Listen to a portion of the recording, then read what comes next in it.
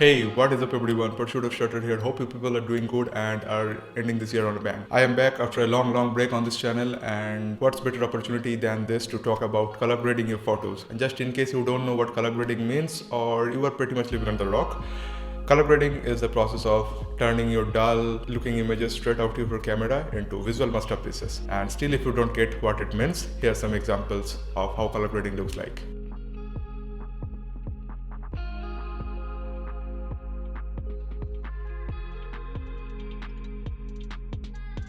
And hope you got a good idea of what color grading means. Let's just grab our own choice of photo editing softwares and let's take a joyride of color grading.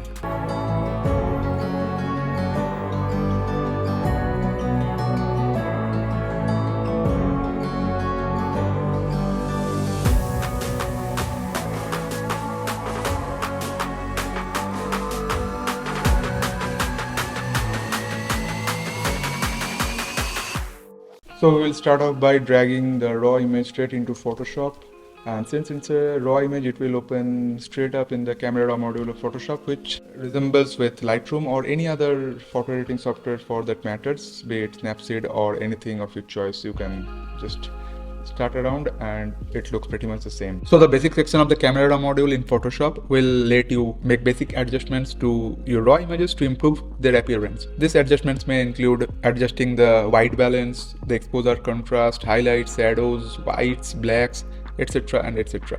So for now, let's start off by tweaking all the settings to reach somewhere. That will be our starting point. So white balance basically represents the overall coolness or warmth of the image, and it is measured in Kelvin values. The more the Kelvin value, the photo will be on the warmer side, and the lower the Kelvin values, it will give you more cooler images.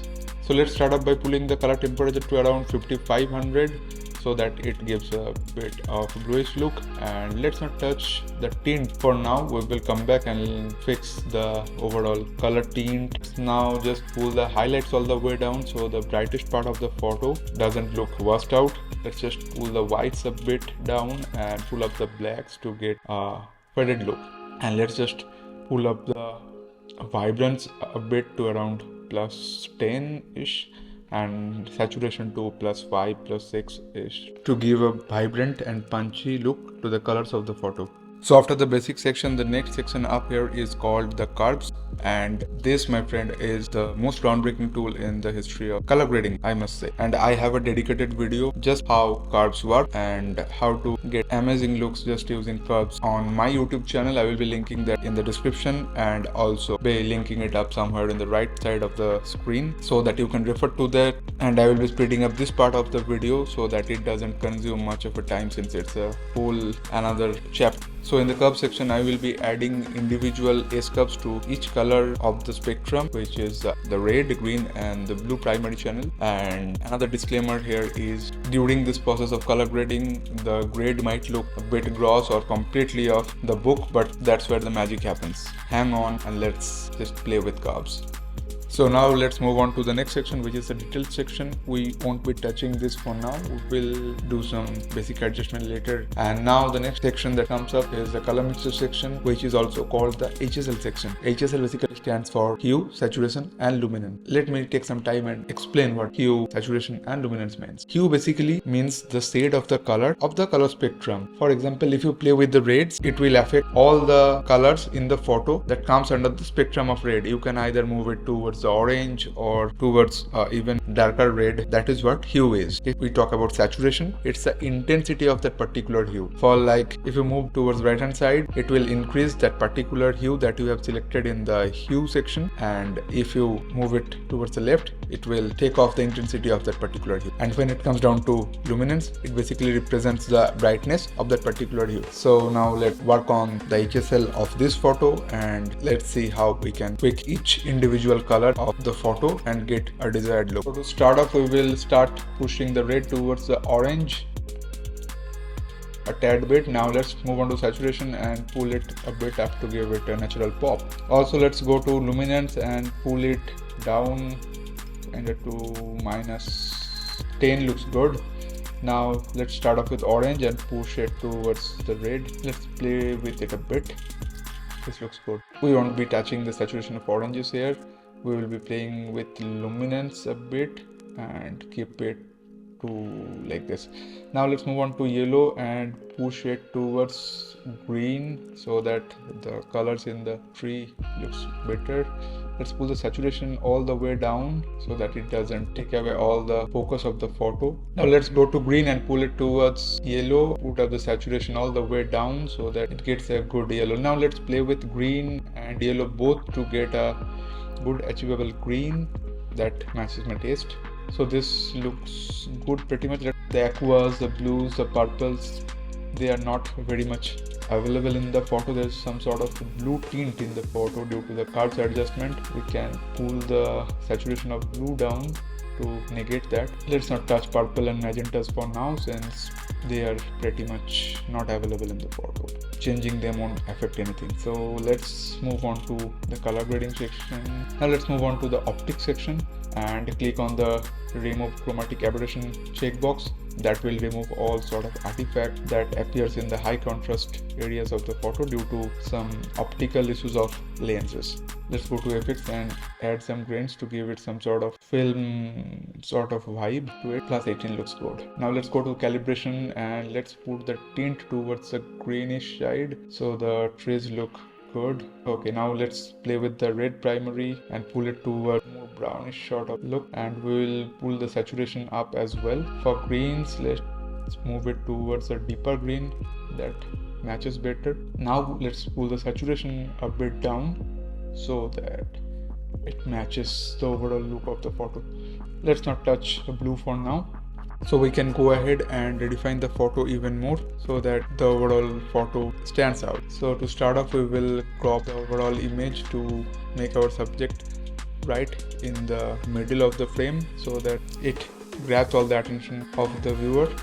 So you can leave it here, but I will go ahead and make some local adjustments or some sort of selective adjustments that available pretty much in every other photo editing software. So we will be creating masks. So first we will be creating a mask for the float.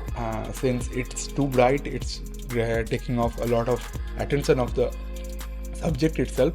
So we will be making it a bit darker and see how we can play around with it. Let's pull the highlight down. Let's pull the exposure a bit down, whites down, and just make it a bit bluish by pulling the temperature down. Also, to negate the tint, we will be pulling it up towards the magenta. It looks too dark. Let's pull the exposure a bit up, and also let's take off all the saturation so that it doesn't look too dramatic. Now let's pull the blacks down so that it gets even more dark. So that's all for the floats. Now let's create another radial mask filter for the subject, and now let's try to make it pop up. Make sure to keep the feather to 100 and just keep playing around with all the sliders. I will be spreading this part up, and this is all about going extra step to make your photo look better. We'll be pulling up the temperature a bit so that it gives a warmth to the subject. And once this is done, I will be creating another radial gradient mask for the coffee cup. We'll be pulling up the contrast, we'll be pulling up the temperature to give it some warmth, and also pull up the saturation a bit. Also pull the shadows down so that it stands out. So let's show you a before and after of the overall image. So the image on the left hand side is what we got straight out of the camera, and the right one is after all the processing is done. Now let's play with the overall temperature and tint of the photo to get a more balanced look to it. You can stop here and just save it right away. I will go another step ahead by opening it in Photoshop itself. I will be creating a layer, grabbing the brush tool and select a bright orange color as the foreground color and hitting OK, and just painting it over the subject's face. This is just to add some sort of warmth to her skin tone. We will be changing the blending mode to multiply and putting the opacity all the way down to 3, 4 or 5%. That might not be significant. It's look significant when you will be posting it for your socials or anything for that matters. So that's pretty much it.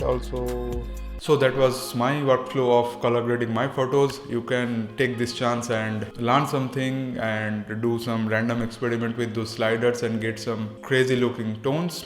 Best of luck for that. Just in case this video was beneficial to you to some extent, you can put the thumbs up button in this video, or you might consider subscribing to my channel if this is something that interests you. With all this being said, have a great end to this year and see you in the next video real soon.